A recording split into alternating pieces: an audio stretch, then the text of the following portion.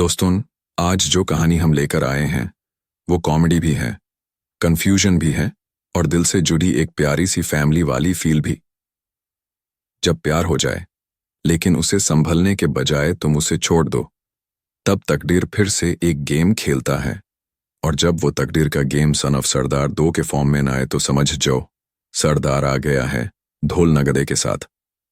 कहानी शुरू होती है जसविंदर सिंह उर्फ जस्सी से, जो लंदन पहुंचा है, पर किसी हनीमून पर नहीं बल्कि अपनी बीवी डिंपल से तलाक लेने के लिए। जस्सी वही पुराना भोला भाला दिल का साफ सिख जिसे हमने पहली फिल्म में भी देखा था।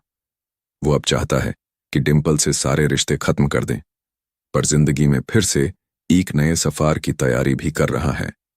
और यहीं आता है कहानी में पहला जोरदार मोड़। जस्सी की मुलाकात होती है राबिया से, एक थिएटर आर्टिस्ट जो अपनी मंडली के साथ लंदन में शो करने आई है।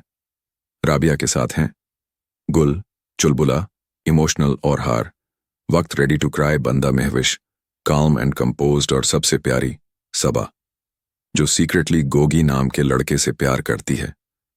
लेकिन ट्विस्ट ये है कि गोगी का बाप राजा साहब एक सख्त और पुराने ख्यालों वाला इंसान है जिसे पाकिस्तानियों से सख्त नफरत है। और अब आप समझ ही गए होंगे कि राजा साहब सबा से शादी की बात सुनते ही शादी के बदले युद्ध की योजना बनाने लगेंगे। राबिया और टीम सोचती है क्यों ना सबा को एक नकली सिख पिता दे दिया जाए ताकि राजा साहब को लगे कि लड़की हिंदुस्तानी सिख परिवार से है। और इस मिशन के लिए फंसता है हमारा प्यारा जस्सी। जस्सी जो खुद अपनी बीवी से पीछा छुड़ा रहा है, अब बन जाता है एक नकली लड़की का बाप। बस फिर क्या, शुरू हो जाता है के कंफ्यूजन का मेला। अब जस्सी बनता है सबा का बाप, गुल बनता है राबिया का देवर, और ये पूरा नकली परिवार राजा साहब से मिलने के लिए जाता है।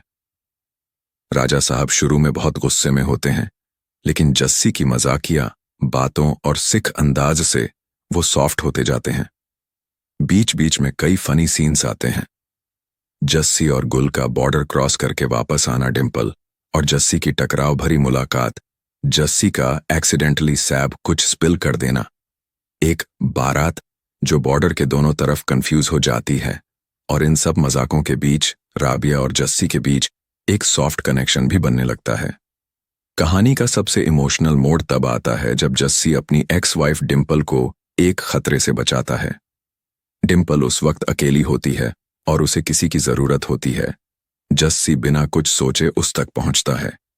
इस सीन में दिखाया जाता है कि जस्सी भले ही उससे अलग हो चुका है, लेकिन उसका दिल आज भी साफ है।